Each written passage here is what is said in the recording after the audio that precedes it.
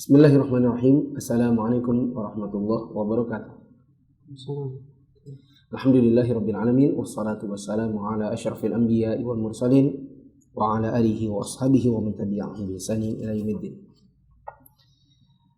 Hadirin jamaah yang dirahmati Allah, kita sudah masuk dalam risalah penutup yaitu iman kepada hari kebangkitan yang sudah kita injak masalah ini pada malam kemarin. Dan kami berharap kepada teman-teman untuk bisa mengikuti kajian ini sampai selesai. Dan untuk teman-teman yang mengikutinya sampai selesai, tidak ada bolong, maka bisa langsung melapor kepada admin agar bisa mulai dibuatkan sertifikatnya secara mencicil sedikit demi sedikit. Adapun yang masih bolong-bolong, silakan mengejar ketertinggalannya di bagian mana yang teman-teman tertinggal. Karena kurang lebih ada 16 sampai 17 pertemuan. Malam ini adalah malam ke-16 dari pertemuan Al-Usul Ats-Tsalatsah. Dan kalau melihat lembaran-lembaran sisanya mungkin hanya tersisa 1 sampai 2 pertemuan saja. Nah, pada malam hari ini insya Allah kita akan masuk dalam iman kepada para Rasul di halaman 186. Iman kepada para Rasul. Wa arsalallahu jami'a rusuli mubasysyirina wa mundhirin. Allah mengutus para rasul sebagai pembawa kabar gembira sekaligus pemberi peringatan. Wad dalilu qauluhu ta'ala, dalilnya adalah firman Allah Ta'ala, rasulan mubasysyirina wa mundhirin li'alla yakuna lin-nasi 'alallahi hujjatun ba'da rusul. Mereka kami utus selaku rasul-rasul pembawa berita gembira dan pemberi peringatan, agar supaya tidak ada alasan bagi manusia membantah Allah sesudah diutusnya rasul-rasul itu. Quran surat An-Nisa ayat 165. Wa awwaluhum Nuhun alaihi salam. Wa akhiruhum Muhammadun sallallahu alaihi wasallam wa huwa khatamun nabiyyin. Rasul yang pertama adalah Nuh alaihi salam, sedangkan rasul yang terakhir adalah Muhammad sallallahu alaihi wasallam. Waddalilu ala anna awwalahum Nuhun qauluhu ta'ala, dalil yang melandasi bahwa Nuh alaihi salam adalah rasul pertama adalah firman Allah Ta'ala, inna auhayna ilaika kama auhayna ila Nuhin wan nabiyyina min ba'dih. Sesungguhnya kami telah memberikan wahyu kepadamu sebagaimana kami telah memberikan wahyu kepada Nuh dan nabi-nabi yang setelahnya. Quran surat An-Nisa ayat 163. Syarah Syekh Saleh bin Fauzan. Pertama, Allah mengutus para rasul. Tugasnya adalah sebagai pembawa kabar gembira, sekaligus memberi peringatan. Penulis membawakan Quran Surat An-Nisa ayat 165 sebagai dalil tentang adanya pengutusan rasul berikut tugas mereka. 2. Iman kepada para rasul merupakan salah satu rukun iman. Dan ini sudah kita bahas pada pertemuan yang sebelumnya. Ketika kita membahas tentang rukun iman, dan disebutkan bahwa rukun iman ada 6, salah satunya adalah beriman kepada para rasul. Saya katakan bahkan beriman kepada rasul adalah pokok dari beriman kepada yang lain. Tidak bisa kita beriman kepada Allah, kepada Al-Quran, kepada hari kiamat, kepada takdir, kepada malaikat, kecuali dengan cara beriman kepada rasul dulu. Maka di antara para ulama ada yang mengatakan iman kepada rasul adalah pintunya. Kenapa? Ada yang tahu? Kenapa ini merupakan pintunya? Pintu iman ke yang lain.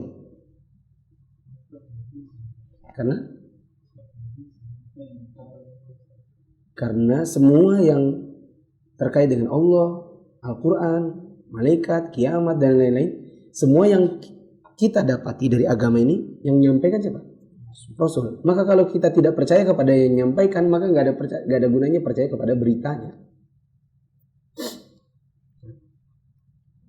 Kalau antum ragu-ragu sama yang bawa berita, otomatis antum akan ragu kepada isi beritanya. Coba kalau antum punya teman antum itu antum kenal sebagai orang yang suka bohong, suka, kalau bahasa orang sekarang, suka ngeprank, suka ngejailin, suka dusta, susah dipercaya. Suatu hari dia membawa kabar-kabar serius tentang misalnya kematian, Kira-kira antum dengan mudah percaya atau tidak? Jawabannya, antum malah lebih mudah ragu. Antum akan langsung bilang gitu, masa sih? Bohong kamu. Kamu kan biasa bohong. Kenapa? Karena kita memang tidak merasa orang yang menyampaikan itu thiqah. Otomatis karena kita tidak percaya dengan orangnya, isinya pun akan kita ragukan. Itulah kenapa kalau seseorang beriman kepada para rasul itu merupakan pintu bagi iman kepada yang lainnya, karena rasullah yang membawa beritanya. Nah, maka tidak ada orang namanya percaya kepada Allah tapi tidak percaya kepada rasul. Seperti saya pernah contohkan, ada dokter di Mesir mengatakan saya percaya Allah, tapi saya mengatakan Muhammad itu manusia biasa, Al-Quran itu adalah tulisannya, dan tidak ada yang namanya Jibril, itu hanya hayalannya. Maka kita katakan, Anda percaya sama Muhammad? Tidak. Percaya sama Allah? Iya. Nah pertanyaannya, gimana Anda percaya sama Allah padahal kabar tentang Allah itu yang bawa Muhammad? Maka tidak ada, mustahil orang percaya kepada yang selain Nabi, tapi dia mendustakan nabinya. Wong semua yang dia percaya itu yang bawa nabinya.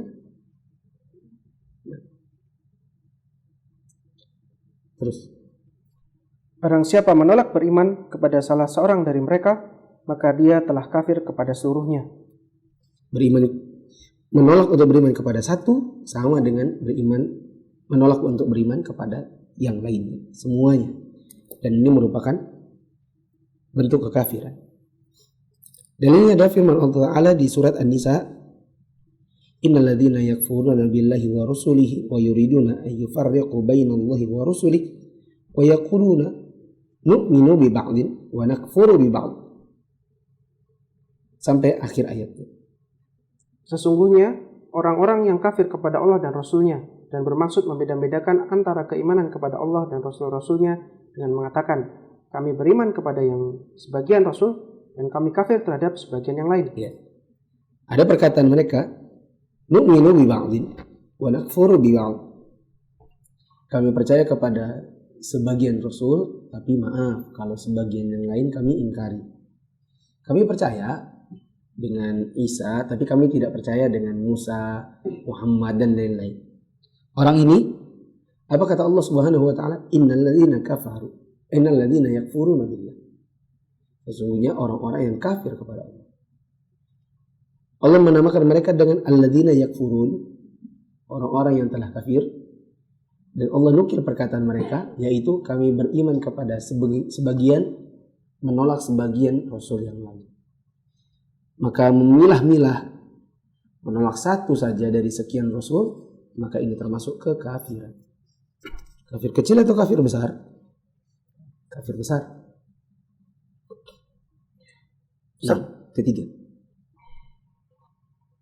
Tadi belum selesai? Belum. Coba selesaikan dulu. Serta bermaksud dengan perkataan itu mengambil jalan tengah di antara yang demikian, yaitu iman atau kafir. Merekalah orang-orang yang kafir sebenar-benarnya. Kami telah menyediakan untuk orang-orang yang kafir itu siksaan yang menghinakan. 3. Wajib mengimani mereka dari yang awal sampai akhir, baik yang Allah sebutkan namanya di dalam Al-Quran maupun yang tidak. Wajib mengimani seluruh Rasul, dari yang pertama sampai akhir. Bahkan saya katakan bagi yang hanya Nabi maupun Nabi sekaligus Rasul, baik disebutkan namanya dalam Al-Quran maupun tidak. Karena jumlahnya Nabi itu banyak. Jumlah Nabi 124.000, sedangkan Rasul ada 315 dari yang 124.000 tadi. Nah, 315 ini tidak semuanya Allah sebutkan di dalam Al-Quran. Ada sebagian yang disebutkan dan banyak yang tidak. Tapi meskipun tidak disebutkan namanya di dalam Al-Quran atau tidak disebutkan oleh Nabi SAW, maka kita tetap wajib untuk beriman kepada mereka secara global. Secara global atau mujmal. Besok subuh di kajian usul fikih, insya Allah babnya adalah bab global dan terperinci, mujmal dan mubayyan. Maka siapa yang disebut namanya di dalam Nas, berarti dia termasuk yang dirinci. Sedangkan yang tidak disebut namanya tapi disebutkan oleh Nabi SAW mereka termasuk Rasul, itu namanya mujmal, global. 4. Jumlah Rasul sangat banyak. Di antara hadis yang menyebutkan jumlah mereka adalah hadis yang menjadi jawaban Nabi ketika ditanya oleh Abu Umamah Al-Bahili tentang jumlah para Nabi. Apa kata Nabi? 100,000 wa 24 alfan. Ar-rusulu min dhalika 315. Jumlah mereka 124.000 orang. Itu jumlah siapa? Nabi. Nabi. Jumlah mereka ini Nabi. Yang menjadi Rasul di antara mereka sebanyak 315 orang. Hadis riwayat Ahmad dari Abu Umamah Al-Bahili radhiyallahu anhu. 5. Rasul yang pertama adalah Nabi Nuh alaihi salam. Dalilnya adalah Quran Surat An-Nisa 163 yang disebutkan penulis di atas. Ayat tersebut ditujukan kepada Nabi Muhammad SAW sebagai objek pembicaraan. Di dalamnya Allah Ta'ala menyebutkan beberapa nama Nabi yang ada sebelum Nabi Muhammad SAW dan nama yang pertama kali disebutkan adalah Nuh. 6. Itu surat yang bunyinya gini. Ya, jadi tidak dicantumkan kembali ya. Ada pada kotak abu-abu sebelumnya. Inna auhayna ilaika wa kama auhayna ila Nuhin wan nabiyyina min ba'di. Coba perlihatkan ayatnya biar lebih jelas. Ini ke atas. Stop. Inna auhayna ilaika.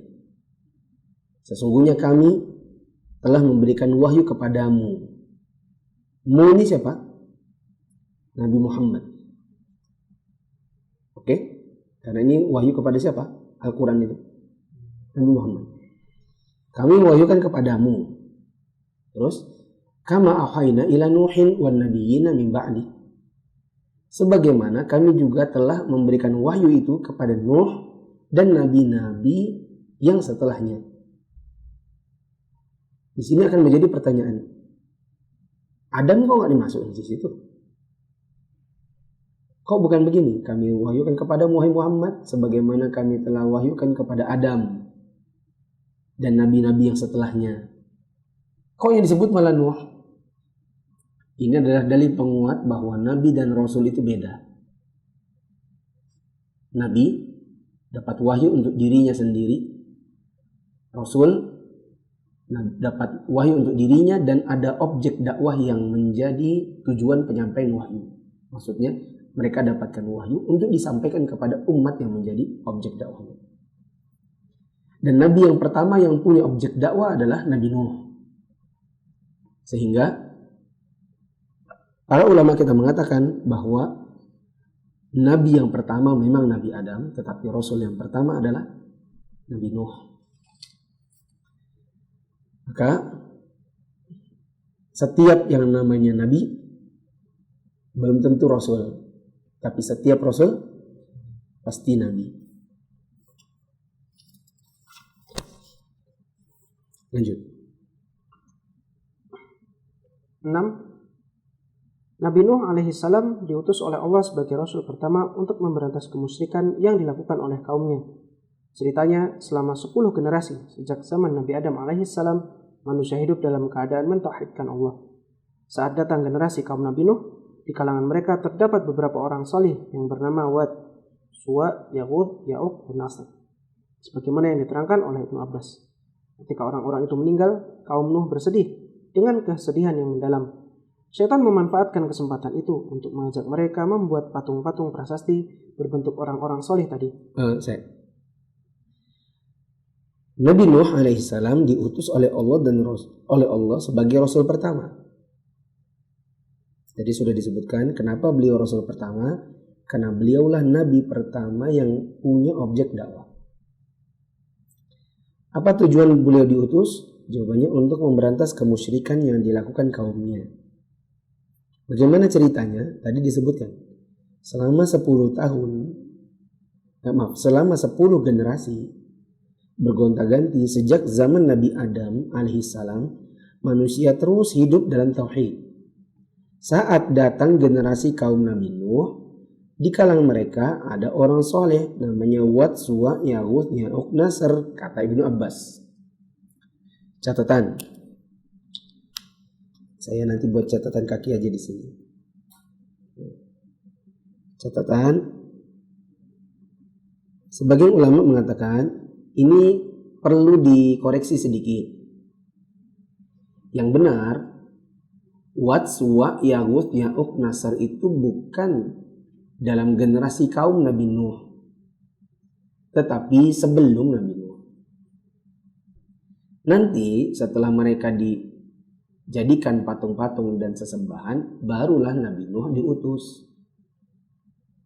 Jadi generasinya Wad, Suwa, Yaghus, Ya'uq, Nasr itu ada duluan, baru ada pengutusan Nabi Nuh. Kalau dari sini antum pahaminya apa? Coba. Saat datang generasi kaum Nabi Nuh, ya, saat datang generasi kaumnya Nabi Nuh, ada orang-orang soleh namanya anu. Berarti anu itu satu generasi sama Nabi Nuh atau beda generasi? Satu, ya kan? Nah, ini yang disebutkan oleh sebagian ulama. Yang benar, Nabi Nuh itu datang setelah si anu itu wafat duluan. Jadi ibaratnya Nabi Adam terus muncul 10 generasi. Anak beranak sampai 10 generasi. Nah, setelah itu muncul satu kaum, yang kaum itu ada orang solehnya. Orang solehnya ini yang paling dikenal tokoh masyarakatnya gitu. Nah, ini ada 5 orang. Siapa saja? Wad, Suwa, Yaghus, Ya'uq, Nasr. 5 orang ini kemudian wafat. Setelah wafat, generasinya dia bersedih. Datang iblis, syaitan merasuki mereka. Maksudnya bukan jadi kerasukan gitu ya. Mereka ini dibisiki syaitan agar membuatkan prasasti patung dengan bentuknya mereka ini untuk menjadi motivator dalam beribadah. Makanya ditaruhnya di tempat-tempat ibadah.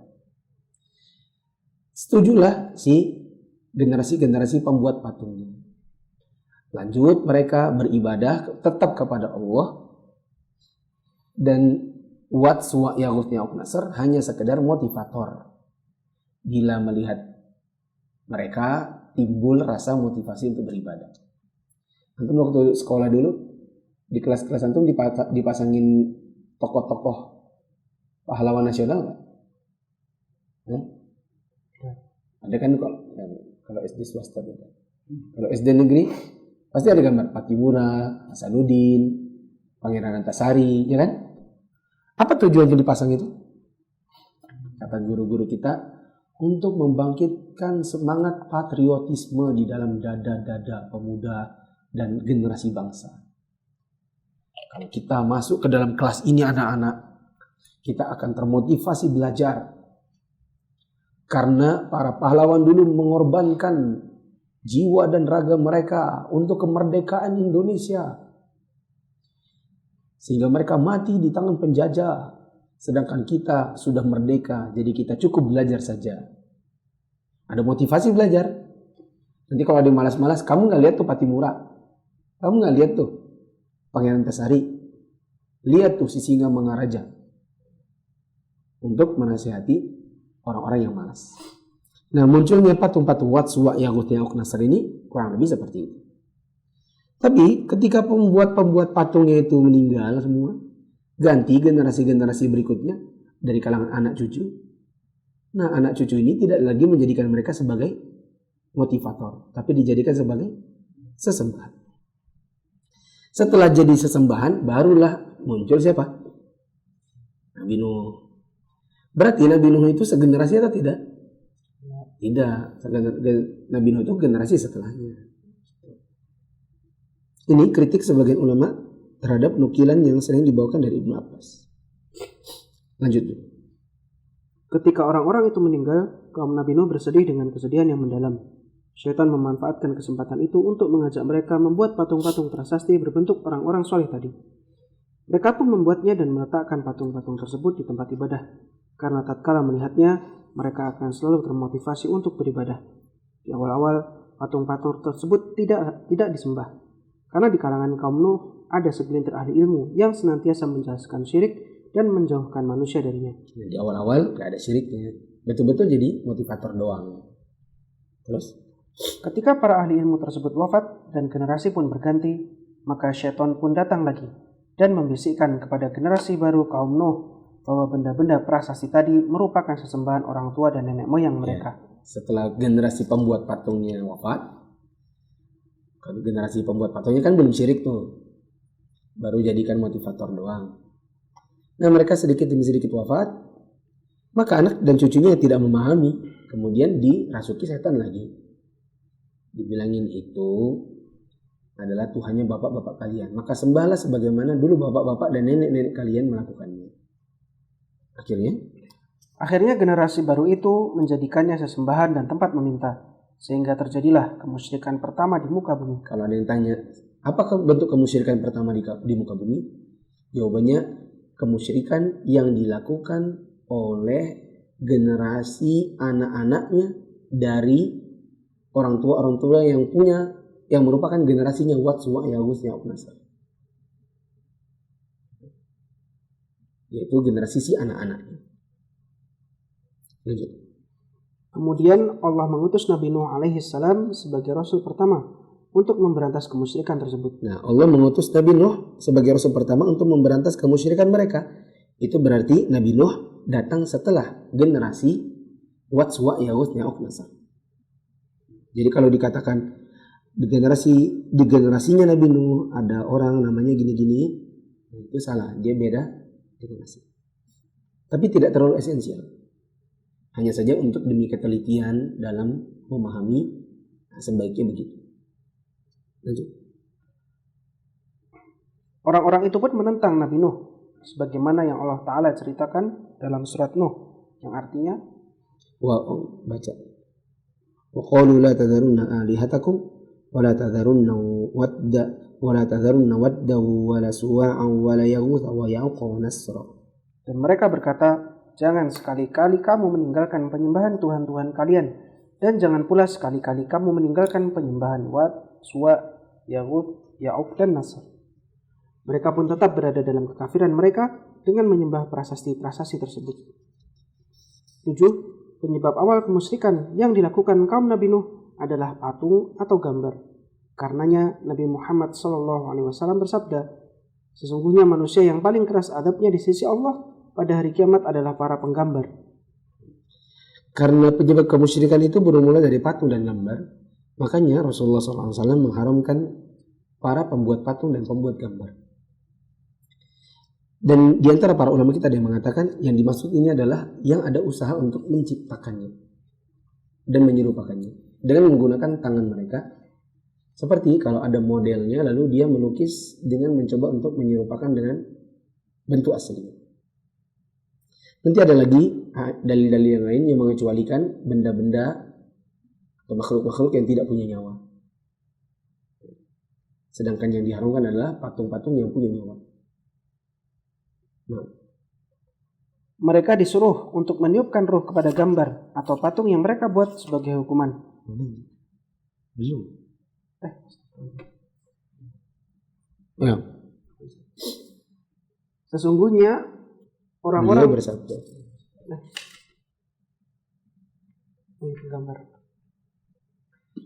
Beliau Shallallahu Alaihi Wasallam juga bersabda, yang artinya, Innal ladzina yasna'una hadhihi as-suwara yu'adzabuna yaumal qiyamati yuqalu lahum ahyu ma khalaqatum. Sesungguhnya orang-orang yang membuat gambar-gambar atau patung akan diazab di hari kiamat. Dikatakan kepada mereka, hidupkanlah gambar atau patung yang kalian buat. Hadits riwayat Bukhari dan Muslim dari Abdullah bin Umar radhiyallahu anhu. Mereka disuruh untuk meniupkan ruh kepada gambar atau patung yang mereka buat sebagai hukuman. Dalil-dalil di atas menunjukkan terlarangnya membuat gambar atau patung karena dapat menjadi salah satu jalan menuju syirik, sebagaimana yang terjadi pada kaum Nabi Nuh alaihissalam. 8. Adapun Rasul yang terakhir adalah Nabi Muhammad SAW.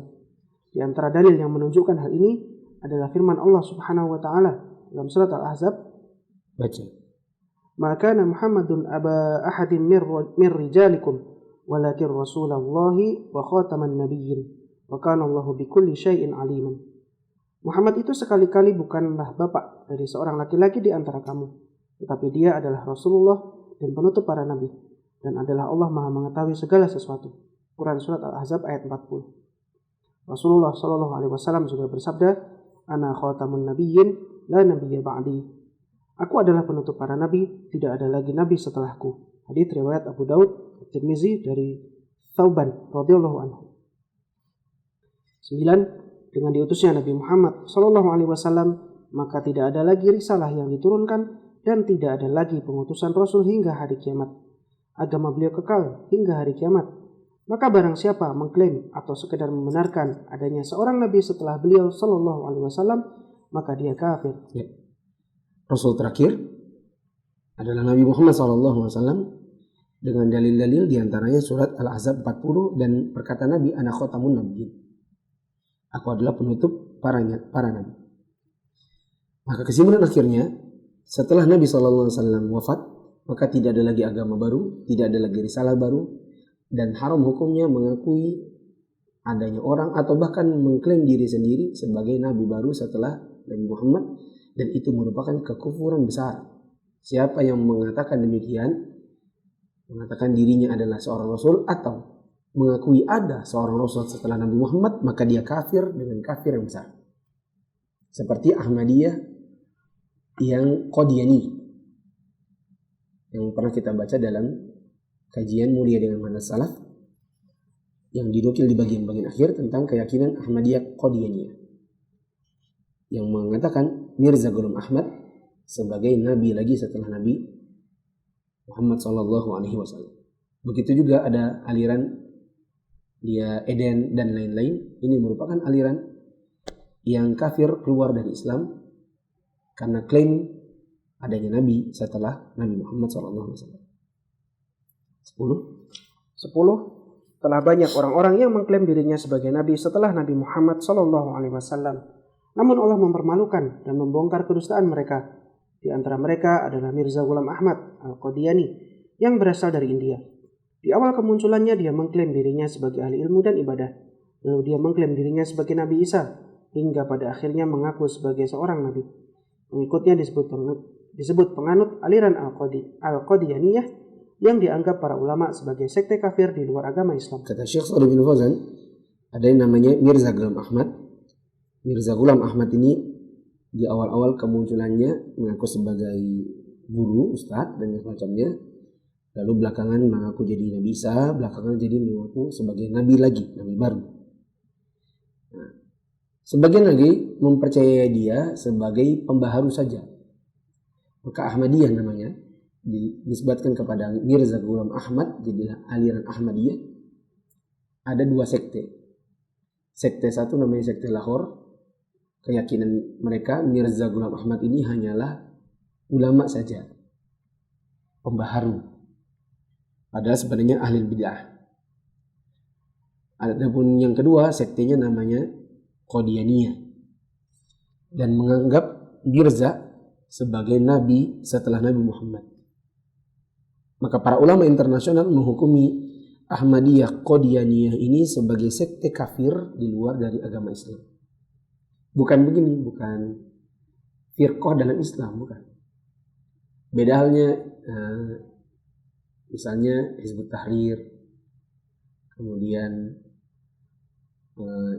Ikhwanul Muslimin, Jamaatul Tabligh, Asy'ariyah. Ini dianggap tetap muslim di antara firqah-firqah Islam. Beda halnya dengan aliran Ahmadiyah Qadianiyah, ini bukan aliran Islam, tetapi ini memang aliran kafir di luar dari Islam. Maka tidak bisa dikatakan satu dari 72 golongan Islam yang masuk neraka. Karena memang mereka betul-betul di luar Islam. Lanjut.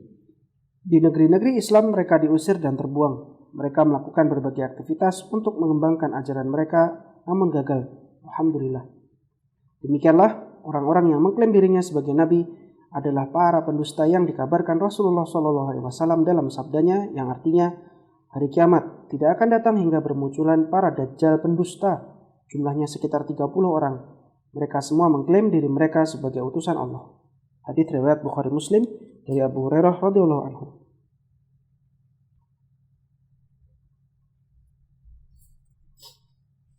Nah,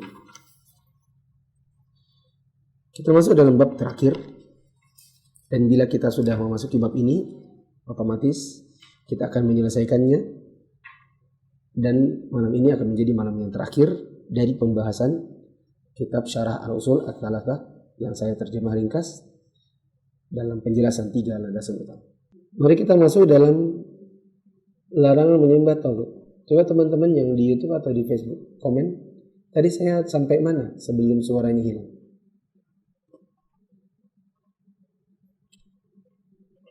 Oke.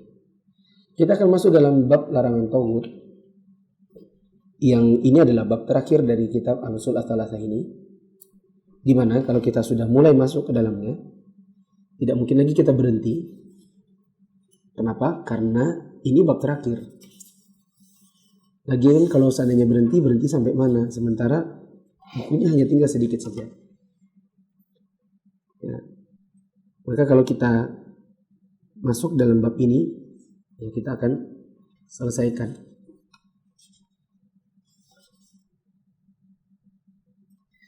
Oke, saya tunda. Insya Allah untuk larangan menyembah tagut kita bahas besok malam. Karena saya pikir kalau saya masuk dalam durasi kira-kira 26 menit untuk membaca ini semua akan terburu-buru. Akan ada fawaid-fawaid yang tidak saya sebutkan dengan alasan durasi. Teman-teman, yuk kita buka dari awal buku ini. Buku ini dibuka dari awal. Untuk yang punya buku.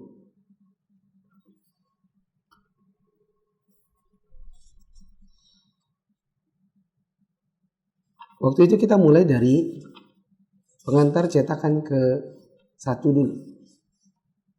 Sini, bisa nggak aneh?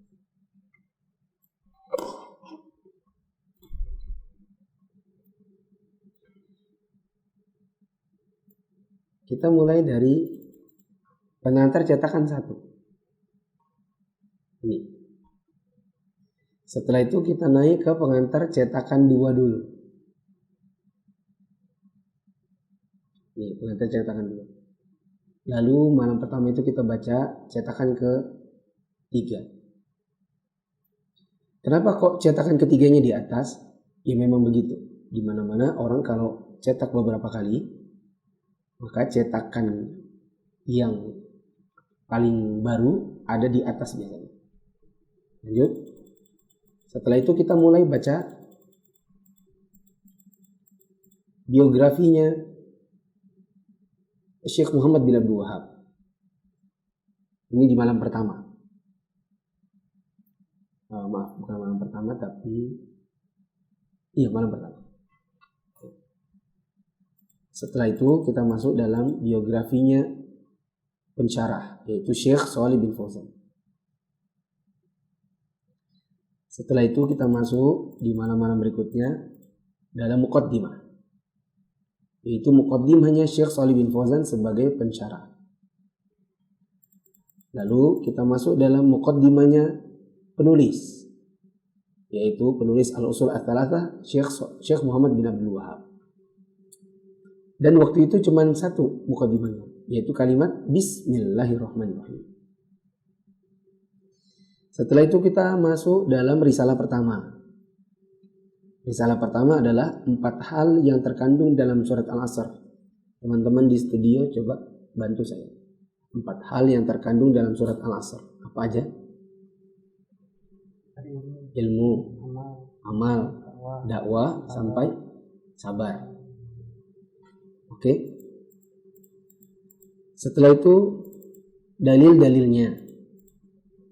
Ditambah dengan satu faedah kecil, yaitu perkataan Imam Syafi'i dan Imam Bukhari bahwa berilmu itu harus lebih dulu daripada berkata dan beramal.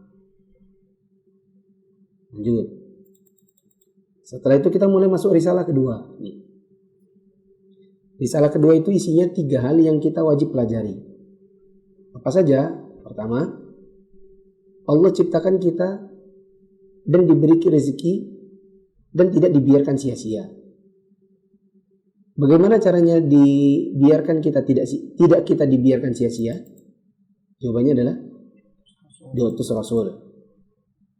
Bukan Pak. Bukan diutus Rasul.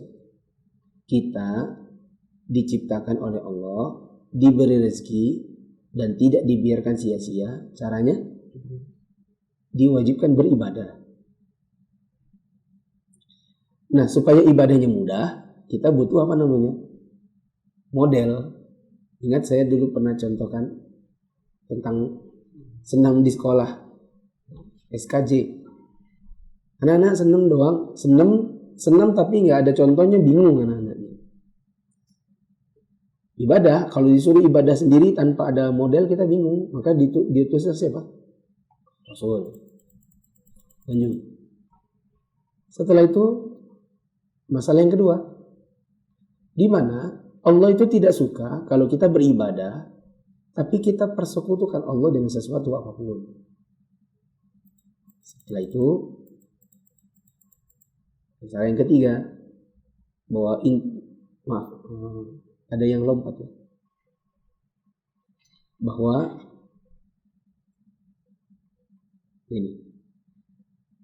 karena kita ini disuruh oleh Allah untuk beribadah, berislam, salah satu konsekuensinya adalah kita mencintai sesuatu karena Allah, benci sesuatu juga karena Allah. Ini 3 hal di risalah kedua. Sekarang masuk di dalam risalah yang ketiga. Risalah pengantar ketiga adalah tentang inti ajaran agama Nabi Ibrahim alaihissalam. Apa inti ajaran beliau? Jawabannya mentauhidkan Allah. Dan ini sebagaimana ajaran semua nabi. Lalu kita mulai masuk dalam risalah keempat, dan risalah keempat ini adalah risalah intinya. Apa isinya? 3 landasan utama yang wajib kita ketahui. Apa saja 3 landasan utama ini? Mengenal Allah, mengenal agama Islam beserta dalil-dalilnya, dan satu lagi mengenal Nabi SAW. Maka dirincikan. Mengenal agama ini ada yang namanya mengenal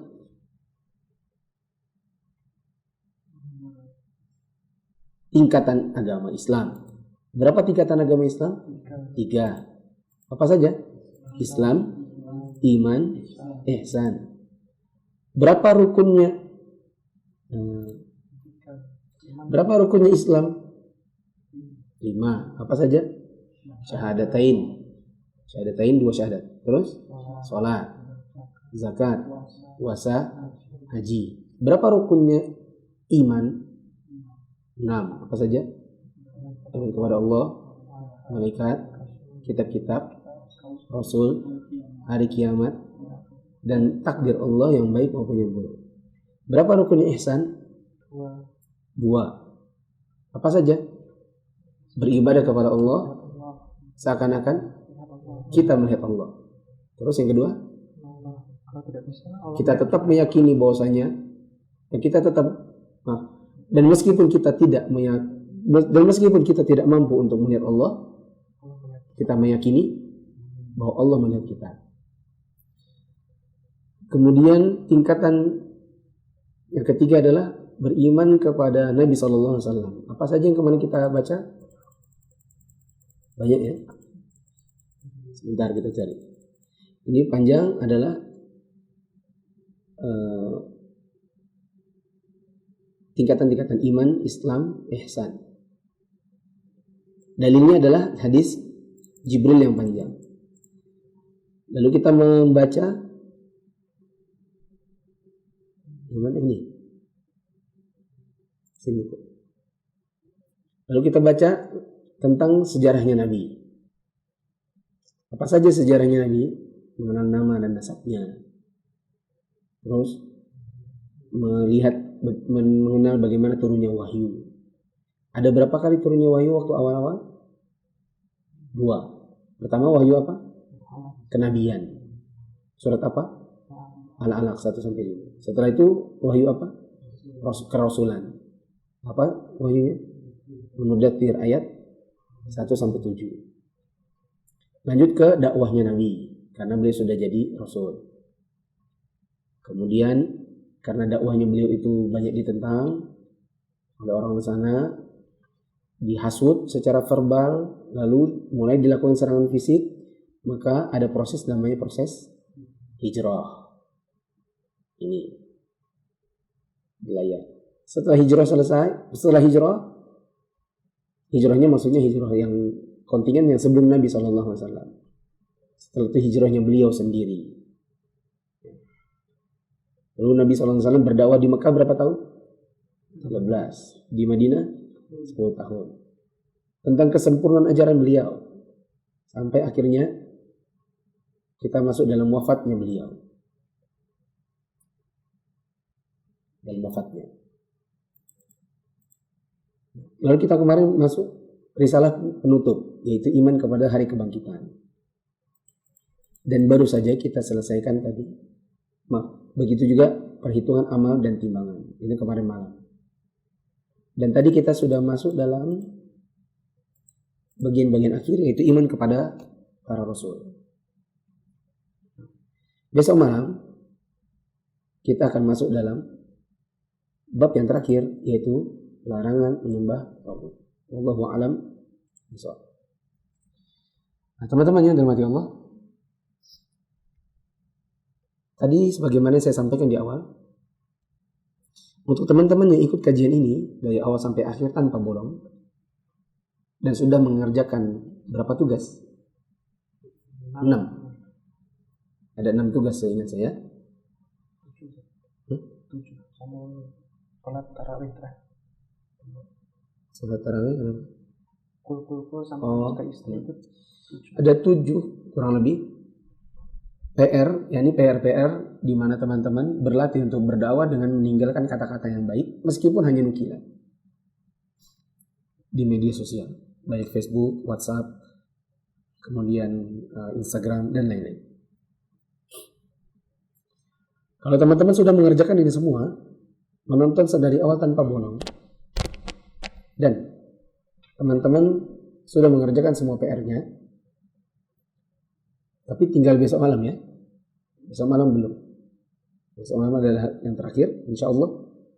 Teman-teman silakan menghubungi nomor yang tertera pada pamflet yang sudah beberapa kali teman-teman hubungi waktu awal-awal untuk mendaftarkan diri. Saya sudah menyelesaikan seluruh video kajian, mengikutinya dari awal sampai akhir, dan saya sudah mengerjakan seluruh PR. Nanti insya Allah akan kita buatkan sertifikatnya. Adapun yang belum selesai karena misalnya ketiduran, ngantuk dan lain-lain, atau ada kerja keluar malam, kesibukan yang membuat teman-teman harus bolong-bolong, maka teman-teman ada pilihan, yaitu menyelesaikannya dengan mengajar rekaman-rekamannya di YouTube Mufisa Fitra atau di Facebook Mufisa Fitra.com. Begitu juga PR-nya nggak boleh ada yang bolong. Setelah itu silakan melapor kepada admin. Dan ini kami tekankan lagi lebih ditekankan lagi kepada teman-teman yang merupakan muallimin di Yayasan Mufid. Seluruh muallimin, guru-guru dan muallimat yang kita menggembleng mereka atau berharap agar mereka bisa menjadi penerus-penerus dakwah di masa-masa mendatang. Maka ini mohon untuk bisa diselesaikan. Jadikan ini sebagai salah satu buku yang teman-teman sudah tamatkan. Berapa banyak orang yang ikut kajian rutin, dari ustadz ke ustadz, ganti-ganti semua ustadznya. Tapi kalau ditanya berapa buku yang kau tamatkan, jawaban mereka tidak ada. Kenapa? Hanya ikut kajian rutin, yang manakala mereka ada waktu mereka datang, manakala mereka berhalangan mereka tidak datang, dan mereka tidak pernah bertanya dan tidak pernah mencari tahu apa yang sudah dibahas ketika mereka tidak datang. Akhirnya mereka tidak bisa dikatakan seorang dai karena tak sebuah buku pun yang mereka tamatkan. Dan kami tekankan kepada teman-teman khususnya akan menjadi dai, hendaknya buku itu dipelajari betul-betul mutaba'ah sampai selesai, konsisten, dan bila ada hilang maka dicari. Yang bolong-bolong ilmunya pada buku tersebut dicari agar bisa tertambal dan full. Sehingga kalau orang ditanya, kau sudah pernah belajar buku apa aja? Jawabannya, saya pernah menamatkan Syarah Al-Usul Ats-Tsalatsah. Saya pernah menamatkan buku menamatkan buku anu. Dan tamat itu maksudnya adalah belajar tanpa bolong. Adapun ikut kajian di masjid, saya yakin banget pasti ada yang namanya bolong-bolong. Jangankan cuma hadirin pembaca saja, bisa jadi ada bolong-bolong. Itu pembaca. Bisa jadi dia ketika ditanya, mana Alif ya? Mana Pak Bambang ya? Mana Rifki ya? Pembaca-pembaca kita. Ada kalanya mereka kerja, ada mereka kalanya sakit, sehingga mereka tidak ikut. Sehingga kalau ditanya, apakah engkau mengikuti kajian itu full? Jawabannya, tidak full. Dan ini tentu tidak bisa menambah kepercayaan diri kita dalam beribadah, karena kita tidak bisa dikatakan orang yang ilmunya utuh. Tapi manakala itu full, satu buku, barulah kita punya keyakinan bahwa kita memiliki pengetahuan yang secara global minimal, sesuai pengetahuan yang komplit dari buku yang akan kita ajarkan. Wallahu a'lam bishawab. Saya ingin beri teman-teman PR.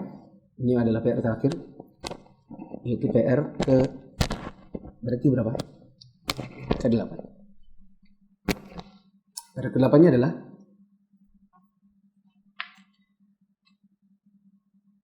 besok pagi, insya Allah. Di setnya insya Allah mungkin sekitar jam sahur. Besok subuh kita akan meluncurkan satu video pendek berdurasi kurang lebih 15 menit yang judulnya adalah 25 soal zakat jawaban kilat. Yakni video tersebut isinya adalah tanya jawab, atau lebih tepatnya kami mengumpulkan kurang lebih 25 pertanyaan yang paling banyak dipertanyakan oleh kaum muslimin, terutama di bulan-bulan Ramadan, lebih-lebihnya lagi di masa pandemi corona ini. Banyak orang yang bertanya, gimana nanti bayar zakatnya? Bisakah bayar zakatnya dari sekarang, tapi masih tengah bulan? Nanti kita kalau bayar zakatnya dari rumah aja bagaimana? Bolehkah transfer? Bolehkah zakat fitrinya pakai pakai uang ditransfer ke rekening? Ada lagi yang bilang, bolehkah kita bayar zakat fitri tapi pakai sembako? Karena orang-orang di zaman sekarang kesulitan punya makanan. Ada 25 pertanyaan. Kita rangkum, dijawab dengan cara kilat supaya durasinya cukup hanya dengan 15 menit. Nah, PR-nya adalah teman-teman menyimak video tersebut dari awal sampai akhir, dipahami betul-betul. Kalau perlu dicatat, bila khawatirnya ada lupa, didengarkan dan jangan sampai nanti salah menukil. Misalnya saya bilang boleh, teman-teman ketika ditanya ngomongnya nggak boleh. Saya bilang nggak boleh, teman-teman bilang Ustadz Mufli bilang boleh. Seringkali ada seperti itu. Orang yang menyimak kajian kita, dalam sesi tanya jawab kita bilang tidak boleh, dia bilang Ustadz Mufli bilang boleh ketika dinukilnya kepada orang lain. Untuk mendengarkan baik-baik, kalau perlu dicatat dan kemudian di-share videonya di WhatsApp, di status, di grup, karena insya Allah itu termasuk di antara ilmu yang sedang dibutuhkan di hari-hari ini. Karena ini mulai masuk dalam setengah bulan terakhir bulan Ramadan, dan selalu saja materi zakat tidak pernah tidak pasti menjadi bahan pertanyaan, tidak hanya di grup-grup umum, bahkan di grup-grup para ustadz. Di grup-grup para ustadz pun kita dapati ada sebagian ustadz yang mempertanyakan bagaimana dengan zakat begini, bagaimana zakat begitu, meminta pendapat ustadz yang lain. Nah, ini menunjukkan bahwa apa? Materi yang kita rangkum dalam video besok ini adalah materi yang sedang menjadi kebutuhan bagi kaum muslimin jauh lebih butuh mereka daripada sekedar pengetahuan mereka tentang hadis dhaif malam Jumat di tengah bulan Ramadan. Wallahu a'lam bishawab. Silakan buka pertanyaan.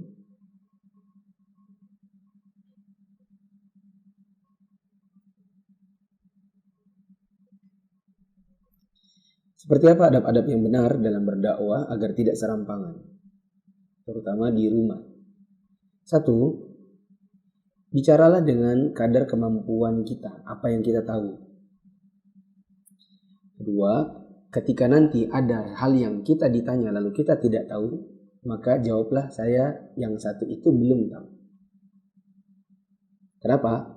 Kalau khawatir menjawab salah, kita berdosa. Yang kedua, takutnya ternyata kita salah dan kesalahan itu diketahui oleh keluarga. Ya, maka nanti kita jadi turun kapasitas untuk menyampaikan. Ketiga, bagus dengan pembukaan. Bilang saja, ayah, ibu, bagaimana kalau mumpung kita ini di rumah aja, kita buka buku Syarah Ushul Tsalatsa. Kebetulan saya baru menamatkan dengan Ustaz Mufli. Dan saya namakannya full book.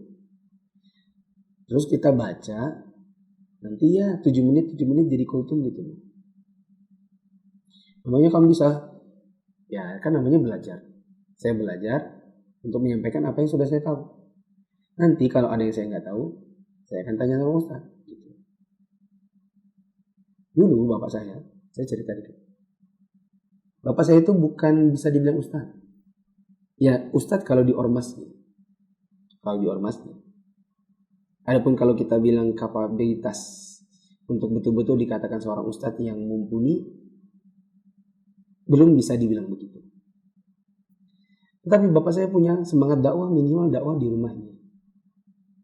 Kami sering dikumpulkan di rumah, lalu bapak menceramahi kami dengan sekedar pengalaman hidupnya. Beliau hafal sedikit hadis, sehingga di dalam ceramahnya ada kalanya beliau sampaikan sedikit-sedikit hadis yang beliau tahu. Tapi lebih banyaknya menceritakan tentang kondisi kehidupan waktu kecil, di mana kami anak-anaknya bisa mengambil pelajaran dari kondisi kehidupan bapak di zaman dahulu. Dari situ kami pun belajar bicara, belajar mengungkapkan pendapat, belajar bertanya. Bertanya aja perlu belajar loh. Kan bertanya itu merangkai kata. Bertanya itu kan menyusun pokok pikiran dalam sebuah pertanyaan. Berapa banyak orang bertanya tapi dia tidak paham apa yang dia tanyakan. Jangankan yang ditanya, dia sendiri yang bertanya dia tidak paham apa yang sedang dia tanyakan. Kami bertanya kepada bapak. Begitu juga kadang mama di soft belakang kadang menyambung dengan pembicaraan tentang bagaimana mama dengan orang tuanya, dengan saudari-saudari dan saudaranya. Sehingga dari situ kita belajar. Ini menunjukkan bahwa memang kepala keluarga itu atau orang di dalam rumah harus berdakwah di dalam rumah dengan kadar yang mereka mampu untuk mereka sampaikan. Jangan sampai tidak punya keinginan sama sekali. Anda berdakwah di rumah itu dapat pahala. Apalagi kalau kepala keluarga, maka Anda punya tanggung jawab. Kalau Anda pintar hanya untuk diri sendiri, istri tidak, anak tidak, kasihan. Berapa banyak kita dapati orang yang ikut kajian, tapi hanya pintar untuk diri. Istrinya nggak sama dia. Bahkan sebagian orang bilang nggak nyambung kalau jalan. Si suaminya bergamis jenggot panjang, istrinya nggak pakai jilbab. Atau pakai jilbab tapi jilbab pendek dan celananya celana jin. Kenapa? Ilmu itu masuk untuk dirinya, tidak masuk untuk keluarganya. Begitu juga anaknya. Kok bisa begitu? Jawabannya bisa jadi si kepala keluarga ini tidak mendakwahkannya Atau ketika mendakwakannya dia melebihi apa yang dia mampu. Maksudnya mencoba untuk selangkah lebih depan daripada sekedar yang dia mampu. Kalau dia mampu dan dia sadari untuk dirinya untuk berbicara hanya pada kadar yang dia mampu, dia pasti akan mengatakan, saya belajar di luar, terus apa yang saya ketahui di luar saya sampaikan di rumah ini. Nanti kalau ada yang saya ketahui saya jawab atau saya sampaikan, kalau yang tidak tahu nanti jadi PR. Sebagian orang tidak sabar, ingin langsung berdakwah, yang membuat dirinya akhirnya menyadari bahwa dia belum pada kapasitas itu, lalu akhirnya down sendiri. Allah. Belum kelajuan.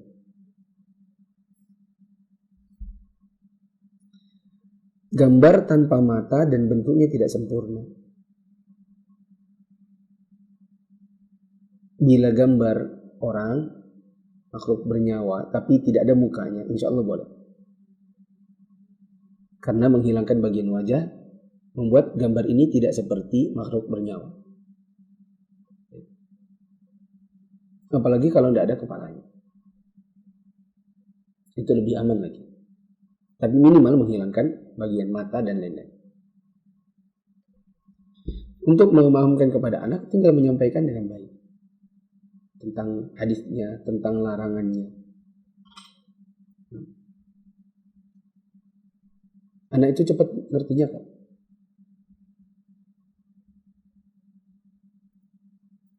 Bagaimana bila thalibul ilmi dalam mengejar syahadah, sertifikat, ijazah, dibandingkan dengan ilmu apa yang dipelajari? Apakah tercela?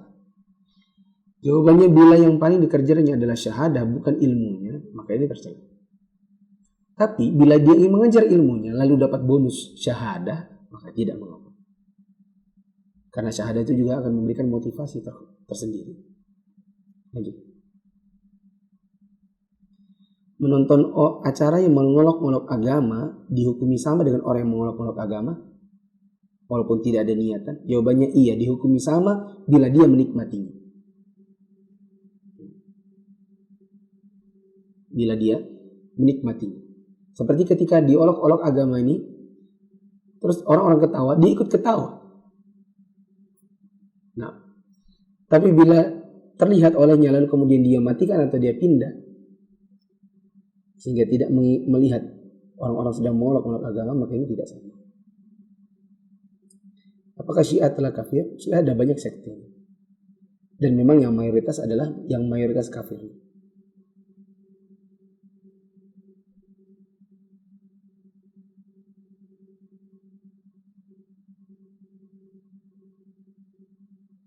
Terus.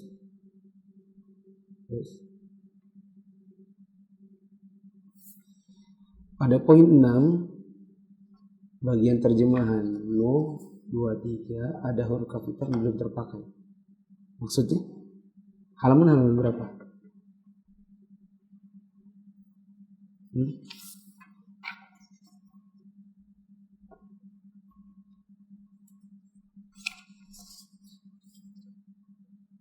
Oh iya, oke. Tuhan depan kecil, Tuhan belakangnya yang besar. Oh ya, kami juga minta tolong, meskipun ini bukan PR, teman-teman yang melihat ada kesalahan-kesalahan penulisan, mohon dijapri ke admin agar admin bisa memberitahu kepada kami yang mungkin sudah kami tandai mungkin luput, sedangkan teman-teman mendapatinya.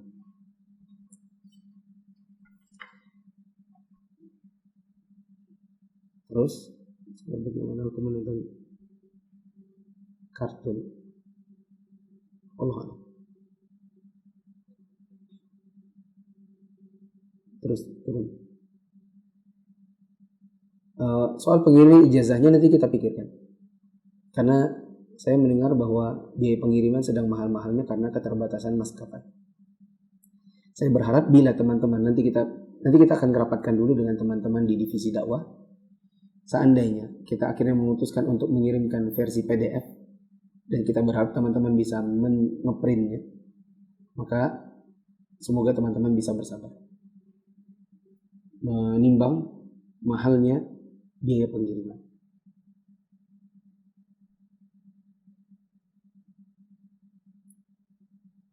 Yang jelas kalau di HSI, ikut HSI, itu seadanya apa?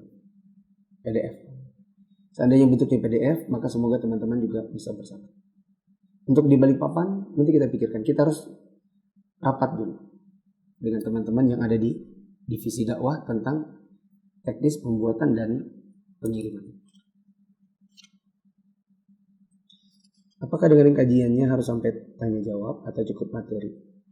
Karena ada beberapa kajian yang nggak ikut sampai tanya jawab. Jawabannya minimal sampai materinya saja. Tapi kalau teman-teman dengerin kajiannya, maka ini afdal. Dengerin apa? Tanya jawab. Saya sebagai anak, bagaimana cara mendakwahkan keluarga? Saya juga anak di rumah. Waktu saya pertama kali selesai dari kuliah. Waktu saya pertama kali selesai dari kuliah, saya pulang ke rumah. Banyak hal yang tidak sama antara saya dengan orang tua saya. Karena orang tua saya ikut ormas yang segala sesuatu dalam tatanan keagamaannya mengikuti keputusan Dewan Ustadz atau Ustadz-Ustadz di ormas. Contohnya, kapan kita Ramadan, kapan kita berlebaran. Orang tua saya semuanya ikut hisab. Saya bilang, saya ikutnya ru'yah. Sehingga kita ada perdebatan-perdebatan di awal-awal. Ya, karena sangat potensi, masa anak bapak satu rumah beda lucu dong. Bagaimana nanti kalau ditanya oleh tetangga, bagaimana kalau ditanya oleh keluarga, mama bapak beda sama anaknya. Sehingga mau gak mau untuk menyamakannya, kita perlu untuk duduk sama-sama. Dan alhamdulillah Allah berikan kepada saya kemampuan untuk menjawab dalil-dalilnya bapak. Sedangkan bapak tidak punya kemampuan untuk menjawab dalil-dalil saya. Itu satu. Kemudian tentang zakat fitri. Di mana bapak adalah ketua masjid. Bapak oke-oke saja dengan zakat fitri pakai uang. Saya, nggak bisa. Saya harus pakai beras. Kenapa? Saya berikan dalil-dalil yang dalil ini tidak bisa dijawab oleh orang tua saya. Dan seterusnya dalam berbagai masalah. Masalah celana, masalah jilbab panjang, masalah celana di atas mata kaki, kemudian masalah jenggot. Karena kalau di ormasnya bapak, motong jenggot itu nggak masalah. Ustadz juga banyak yang nggak pakai jenggot katanya. Masalah pemilu, banyaklah masalah-masalah. Yang akhirnya dengan izin Allah, apa yang saya sampaikan sedikit demi sedikit akhirnya bisa diterima oleh orang tua. Yang terpenting adalah dalam menyampaikannya jangan sampai kita seperti membodoh-bodohi orang tua. Maksudnya membodoh-bodohi maksudnya kita bilang mama bapak ini bodoh-bodoh gitu. Menjatuhkan harga diri mereka sebagai orang tua. Nah, yang memang agak susah itu gini, misalnya Arinel nih. Saya udah tanya juga nih. Di rumah bisa nggak kira-kira? Misalnya ngajakin nih bapak ibu. Bu, Pak, habis sholat subuh nanti setelah lebaran, saya yakin corona masih ada. Saya yakin. Bahkan saya sebagai bisa dibilang sebagai ustadz yang juga punya travel umroh yang sedang dan pernah ada beberapa orang yang haji dari kantor kami. Kalau ngeliat pengalaman sih kayaknya haji tahun ini minimal nggak bisa lah dari Indonesia. Jadi keyakinan saya 98%. Apalagi melihat kondisi Indonesia yang bukannya menurun penderita coronanya terus nambah. Belum lagi memang ya mohon maaf. Saya lihat kalau di Arab Saudi atau terutama di dalam Masjidil Haram atau Masjid Nabawi ada beberapa negara yang bisa dibilang jamaah-jamaahnya itu banyak yang dablek gitu. Saya tidak punya kata-kata yang lebih halus lagi dari kata dablek karena memang polisi-polisi Makkah terutama itu salah satu yang paling susah diatur ya bangsa itu. Salah satunya adalah bangsa kita yang sering membuat aturan-aturan sendiri, yang sering duduk-duduk jalanan, yang sering bikin nyanyi-nyanyi sendiri. di sa'i bukannya berzikir tapi malah rame-rame kur, paduan suara, nyanyi-nyanyi. Itu dari mana? Dari kita. Maka saya nggak yakin. Bila pun harus diyakini, maka kita bisa bilang yang bisa pergi haji adalah mungkin Singapura, yang memang negerinya tertata. Korea.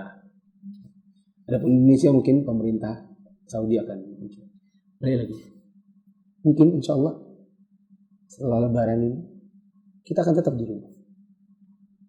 Bahkan bisa jadi sampai haji kita masih juga di rumah. Tentu kita ingin ingin semuanya baik-baik saja dan semakin membaik. Tapi kita juga harus realistis. Nah, seandainya setelah lebaran ini kita masih di rumah terus sampai haji, kita ngapain habis subuh? Apa tidur terus? Kan enggak. Kalau kemarin-kemarin sebelum Ramadan ngapain? Baca Quran. Sebelum Ramadan ada kerja. Oh iya, ada kerja.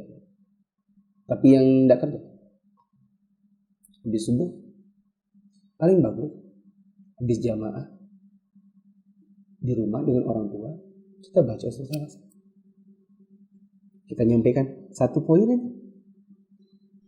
Disebutkan oleh penulis Syekh Shalih bin Fauzan bahwa jumrah Rasul itu ada banyak. Hadisnya bunyinya begini. Nggak bisa baca Arabnya, Indonesianya aja. Jumlahnya 124.000 orang, Rasulnya 315. Demikian. Assalamualaikum warahmatullahi wabarakatuh. Bisa atau enggak? Bisa lah. Kalau cuma itu. Dan ini memang harus dicoba. Jangan biarkan rumah kita tuh kayak apa ya? Lebih kayak kos-kosan, tak kos-kosan. Kuburan sih enggak juga. Kayak kos-kosan. Antum kalau kos-kosan 10 anak, apa tiap hari ngumpul terus? Enggak kan? Sholatnya masing-masing di kamar, ya enggak? Nah, itu saya baru dapat faedahnya. Faedahnya adalah jangan jadikan rumahmu seperti kos-kosan. Nah, kalau kos-kosan, kalau 10 kamar, 10 mahasiswa, atau 10 pekerja, mereka akan sholat di kamarnya sendiri-sendiri, nggak ada yang pernah menjadi.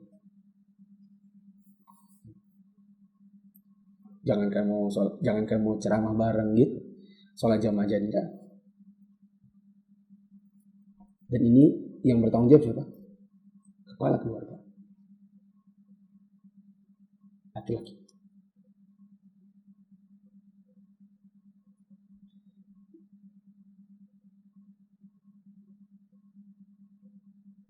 Jika orang ingin minta diperinkan gambar Nyi Roro Kidul, bagaimana Ustaz? Tolak. Jelas sudah. Tolak.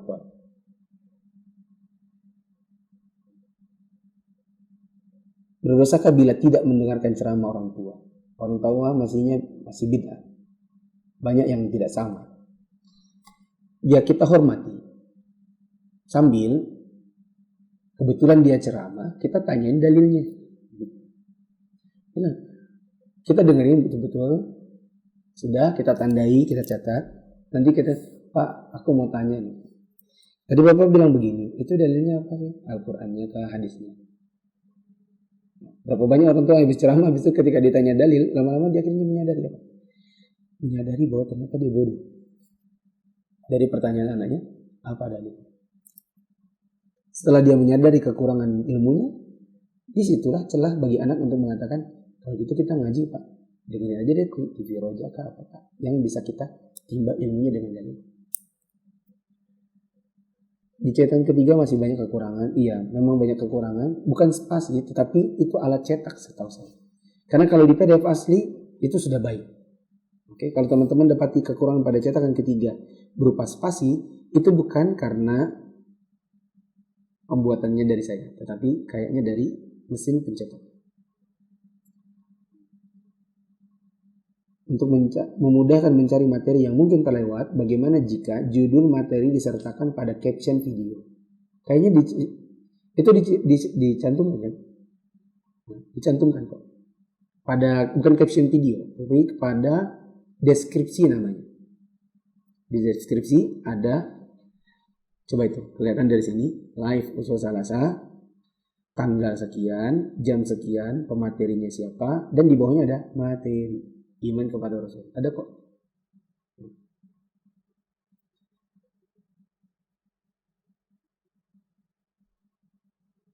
Kalau Anda sendiri mahal tidak apa-apa saat biar Anda merasakan ijazah aslinya.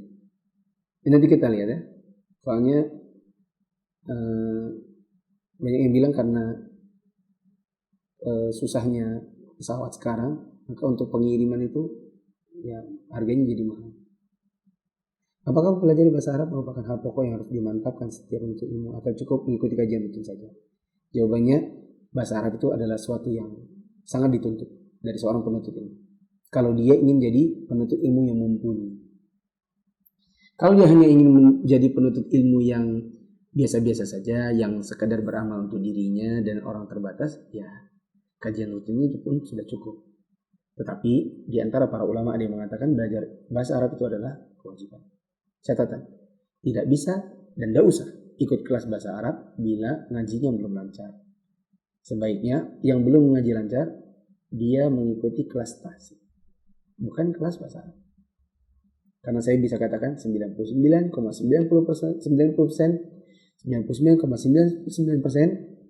berhenti di tengah jalan. Bagi siapa yang ikut kelas bahasa Arab, padahal ngajinya belum lancar. Nabi Nuh dikatakan bapak kedua setelah Nabi Adam karena pada saat itu kemusyrikan tidak sepenuhnya musnah atau wallahu a'lam. Lanjut ke bawah. Ustaz, surat cinta dari suami ke istri. Bagaimana kalau yang istri ke suami? Saya berpikir saat ini yang lebih urgent bukan itu lagi. Apa ya? Sudah lewat momennya. Dan kalaupun saya harus bikinkan surat dari istri ke suami, paling nanti judul kurang lebih isinya sama. Gak apa-apa Bi, yang penting kita tuh sholat, yang penting kita suami istri yang lagi bareng nanti di hari kiamat gitu. Ya, yang lebih urgent sekarang ini adalah masalah zakat. Karena ini sudah setengah Ramadan ke belakang dan orang mulai akan bertanya-tanya masalah itu. Satu lagi yang juga urgent adalah apakah nanti di Idul Fitri kita sholat di rumah? Bila sholat di rumah, apakah 2 atau 4 rakaat? Satu lagi, bila kita sholat di rumah, apakah 2 atau 4? Pakai khutbah atau tidak? Bila pakai khutbah, Ustadz, bisakah bikinkan teksnya? Saya lagi tertantang untuk di hari-hari ini untuk mencari ilmu tentang hal ini. Demikian subhanakallahumma wa bihamdika asyhadu an la ilaha illa anta astaghfiruka wa atubu ilaik. Wassalamualaikum warahmatullahi wabarakatuh.